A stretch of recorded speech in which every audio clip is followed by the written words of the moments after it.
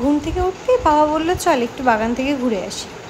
তো আমি আর বাবা দুজনে মিলে ঘুম থেকে উঠে বাগানের দিকে যাচ্ছি।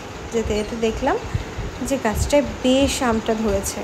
এগুলো যদিও বা জেঠুই ম্যাক্সিমাম টাইম পরিচর্যা করে, তার মধ্যে দেখলাম বোলও এসছে। কী সুন্দর লাগছে না? আমার তো খুব ভালো লাগে জানেন তো। আগে আমাদের বাড়িতে না অনেক আম গাছ ছিল, তারপরে ঝড়ে জল উঠে অনেক গাছ পড়েও গেছে। তারপর পেয়ারা গাছ থেকে কিছুটা পেয়ারাও পারলাম। দেখলাম বেশ কতগুলো পেয়ারা ডাসা হয়েছে, সেগুলোও পেরে নিলাম। তো তারপরে আবার গেলাম জাম গাছে। বেসিক্যালি জামটার জন্যই আর কি বাগানে আসা। তো সেই জন্য জামটা পাড়তে গেলাম, আর পাড়তে গিয়ে লোক সামলাতে না পেরে পুরো এক বাটি জাম পেড়ে নিলাম।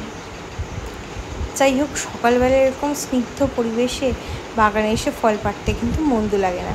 নিজেদের বাড়ির গাছ তো নিজেদের পছন্দসই যতটা লাগবে ততটুকুই পেরে নিলাম। প্রত্যেক দিন অল্প অল্প করে পারবো, তাই পাকা পাকা দেখে কয়েকটা জাম পেরে নিয়েছিলাম।